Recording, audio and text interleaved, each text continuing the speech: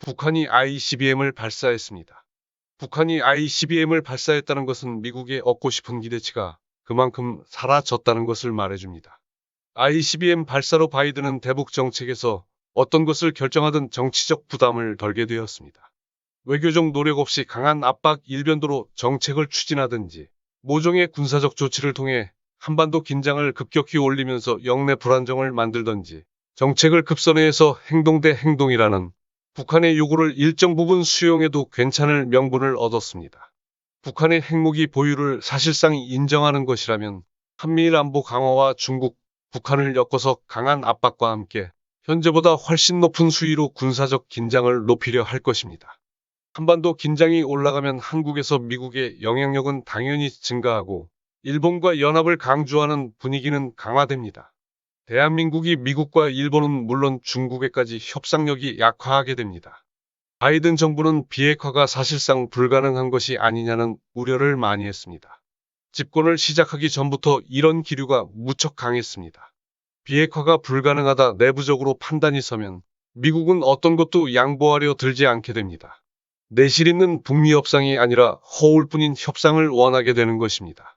겉으로는 북한의 비핵화를 포기한다고 말할 수 없어서 비핵화를 요구하면서 국제사회와 함께 제재를 통한 압박은 유지하겠지만 이런 행동 대부분은 북한 비핵화가 목적이기보다 대한민국의 참여를 요구하고 미국에 더 기울게 하려는 지렛대로 활용할 것입니다. 설령 대화를 시작한다 해도 분명하게 미국 이익이 위협받지 않는 한 비핵화 협상은 지지부진할 것입니다. 협상이란 것이 타결되고 진전되려면 손해라는 것이 줄어들거나 이익을 얻어야 합니다. 한반도에서 미국의 이익이 있는 곳은 대한민국입니다. 종전선언이나 전작권 반환, 북미 비핵화 협상이 순탄하게 진행된다고 했을 때 미국은 어떤 이익을 얻을 수 있을까요? 순탄하지 않았을 때 이익을 지키고 손해를 보지 않으며 협상이 원만하게 진행될수록 이익이 줄고 손해가 커지는 구조로 미국은 보고 있습니다. 미국의 이런 시각이 고착화된 것은 대한민국의 처신과 매우 밀접합니다. 한반도 갈등 상황에서 대한민국이 원하는 역할을 미국이 잘하든 못하든 대한민국 스스로가 미국에 무한대의 면죄부를 주고 이익을 보장해주려 하기 때문입니다. 우리가 분명한 기준을 잃지 않는다면 미국이 대한민국을 무시할 수 없는데 자주에 대한 자신감 결여가 한반도에서 이런 상황을 만들어 버렸습니다. 근본적으로 북미 간에는 신뢰라는 것이 없으며 남북 갈등과 분단 상황에 아무런 불만이 없는 미국은 북한의 기대치라는 것이 없습니다. 베트남 하노이 회담이 긍정적으로 마무리되었다면 지금쯤 IAEA가 북한에 들어가 사찰하고 있었겠지만 작은 것 하나도 북한 때문에 잃고 싶지 않은 것이 미국입니다. 미국이 잃고 싶지 않은 것은 모두 대한민국에 있습니다. 북미 협상 결과로 대한민국에서 미국의 지위가 변하는 것을 미국은 원하지 않습니다. 대한민국이 원칙을 분명하게 세우고 요구했을 때 미국은 정책을 변경하거나 뭔가 신용이라는 것을 하면서 최소한이라도 대한민국 요구를 수용하는 모습을 보입니다. 노무현과 문재인, 이명박과 박근혜를 비교해보면 명확히 알 수 있습니다. 마지노선이라는 국제사회의 평가와 우려에도 북한이 ICBM을 발사한 이유는 뭘까요? 언론에서 말하는 것처럼 차기 정부를 길들이거나 미국의 관심을 끌려하고 내부적으로 결속시키려 한다는 늘 반복해서 보도했던 단순한 이유만이 아닌 듯합니다. 자신들이 더 기다려봐야 미국은 제재를 더 강화하면서 압박을 유지할 뿐 북미 수교나 체제 보장, 단계별 동시 행동 등에서 양보할 의사가 없다고 판단하는 것 같습니다. 대한민국에서 치러진 대선에서 선제 타격을 말하면서 북한의 적대적인 시각을 보인 윤석열의 당선이나 미국과 서방의 약속을 믿고 핵을 폐기했던 우크라이나의 현재를 보면서 제재를 당하더라도 핵 보유 쪽으로 방향을 잡은 것처럼 보입니다. 유지할 때보다 변화했을 때 이익이 훨씬 크다면 사람이나 국가나 변화를 선택합니다. 미국이 북한에 대해서 또 북한이 미국에 대한 정책도 마찬가지입니다. 미국이 비핵화를 인정하거나 북한이 핵보유로 방향을 정했다 해도 어느 날 갑자기 두 나라가 지금과 반대로 방향을 잡게 되더라도 그에 맞는 대한민국의 이익을 찾으면 되는 것이지 낙담할 필요는 없습니다. 대한민국의 가장 큰 이익과 손해는 한반도 평화와 안정에서 모두 나옵니다. 휴전선에서 최남단까지 거리는 500km가 되지 않고 북한 최북단에서 남한의 남단까지 거리라 해도 1100km 정도밖에 안 됩니다. 우리에게 실제 위협이 되는 미사일은 ICBM이 아니라 방사포나 사거리 500km 내의 미사일입니다. 그럼에도 북한이 발사한 ICBM은 대한민국에 커다란 위협이 됩니다. 북한의 ICBM이 대한민국을 겨냥해서가 아니라 미국이 위협을 느끼기 때문입니다. 미국이 자국 안보에 중대한 위협이라 판단하면 어떤 나라도 미국을 제재하지 못합니다. 그런다고 해서 미국이 무대포로 아무 나라나 침공하는 것은 아닙니다. 이에 득실을 따지고 명분을 따지고 우방이 호응은 안 한다 해도 미국의 등 돌릴 여지가 있는지를 따집니다. 미국이 가장 신경을 쓰는 것은 이에 당사국의 상황과 명분입니다. 당사국이 힘이 있고 자존심 강한 우방이라면 더 신중해집니다. 우리가 평화를 원한다면 미국이 오판할 빌미를 주어서는 안 됩니다.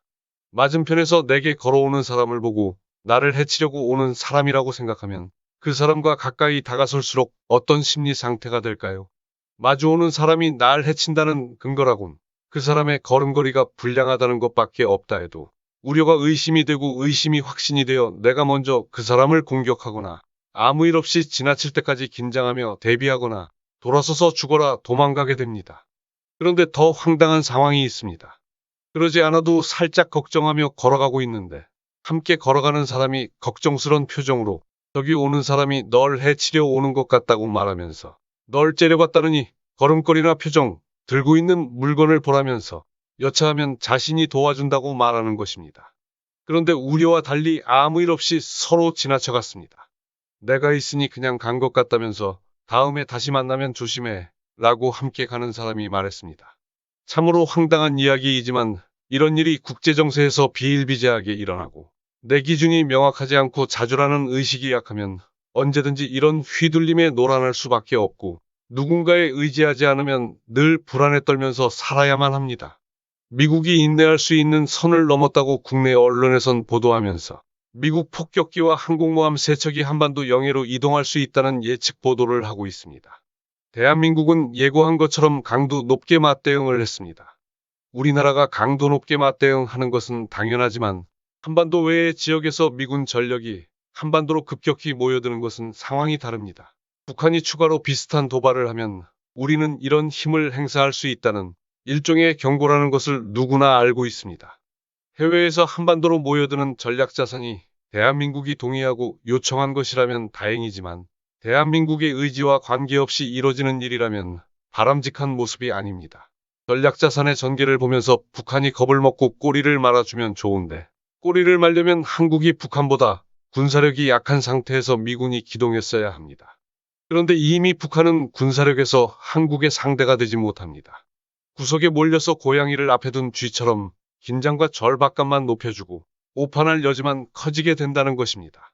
강대강을 이미 천명한 상태를 감안할 때 한반도에서 군사적 긴장이 급격히 높아지고 북한이 오판할 때 해소하거나 조절할 수 있는 여지를 우리가 상실해버립니다. 전시작전 통제권이 우리에게 없기에 우리 영토와 영공, 영해에서 미군을 우리가 제어할 방법이 없는데 우리가 모든 것을 다 걸고 북한과 한판해야 할 만큼 어떤 이유가 있을까요? 미국에선 인내 데드라인을 넘었다고 하지 않는데 우리는 그렇게 보도합니다. 미국이 인내할 수 있는 선을 북한이 넘었으므로 마치 미국이 군사작전을 감행해도 된다는 식의 보도나 B-52 폭격기가 자랑스럽게 한반도 상공에서 전개했다는 식의 보도는 전작권이 미군에 있으며 남북 상황을 우리가 통제하지 못하는데 미국이 인내하지 않으면 그것이 우리에게 좋은 일일까요? ICBM 발사는 처음도 아니고 중지하라고 미국이 요청한 것도 아닙니다. 싱가포르 회담 때 김정은이 직접 트럼프에게 약속하며 이렇게 말했습니다. 미국과 우호적인 대화가 이어진다면 더 이상 핵실험이나 ICBM을 발사하지 않겠다고 했죠. 비핵화에 대한 의지로 선제적인 조치도 몇 가지 했습니다. 하지만 북한이 원했던 건 한 가지도 실행되지 않았지요. 우호적인 어떤 조치도 미국은 하지 않았습니다. 우리는 미국이라는 나라에 어떤 약속을 했으면 무조건 지켜야 하며 강박에 가까운 신념과 두려움을 가지고 있지만 세계 모든 나라가 그러는 것은 아닙니다. 이란과 핵 합의처럼 파리기후 협약처럼 미국이 약속을 어겼을 때 약속은 파기되고 국제사회는 미국을 비난합니다. 이것이 정상인데 우리나라에서는 정상으로 보지 않습니다. 특히 북한과 중국이 결부되면 온갖 불필요한 이유를 갖다 대면서 미국을 옹호합니다. 약속을 지키지 않은 미국이 사과나 재발 방지를 약속하긴커녕 자신이 가진 힘으로 제재라는 것까지 실행해도 마찬가지입니다. 이런 모습은 정상적이지 않을 뿐더러 그냥 호구 취급만 받을 뿐 실익도 없습니다. 약속을 지켜도 지키지 않아도 미국에 그렇게 중요하지 않습니다. 이익이라는 관점에서 모든 사안을 봐도 될 만큼 스스로가 힘이 있다 여기기 때문입니다. 저도 북한이 이런저런 도발을 하지 않았으면 좋겠고 말도 많고 탈도 많은 핵을 포기했으면 좋겠다 생각하지만 가끔 입장을 바꿔 북한 입장이 되어보면 이것이 마지막 구명줄이고 미국과 협상할 수 있는 유일한 것인데 나라면 얻은 것이 아무것도 없는데 핵을 포기할 수 있을까 그런 생각을 할 때가 있습니다.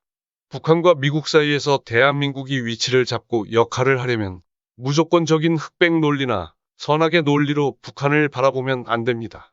중국은 이미 50년 전에 뉴욕과 워싱턴을 사정거리에 두었음에도 미국과 수교하고 제1교역국이 되었습니다. 북한과 미국이 수교를 못할 이유가 없고 남과 북이 교류를 못할 이유도 없지만 현실 세계에선 정반대의 모습이 정당한 것처럼 꾸며지고 있습니다.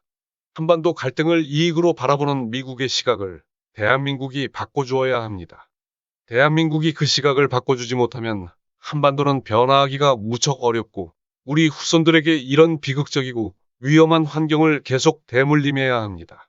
4대 안보를 목숨처럼 여기는 사람들이 한국에 있고 미국을 부추기는 일본과 그런 일본을 중시하는 미국이 있고 벼랑 끝 전술회에 다른 방안이 없어 보이는 북한이 있습니다. 우리 시민들이 자주라는 한 목소리로 단결해도 힘이 붙이는데 4대와 자주가 다투며 상잔하는 모습이 참으로 안타깝습니다. 오늘 영상은 여기까지입니다. 시청해주신 여러분 고맙습니다.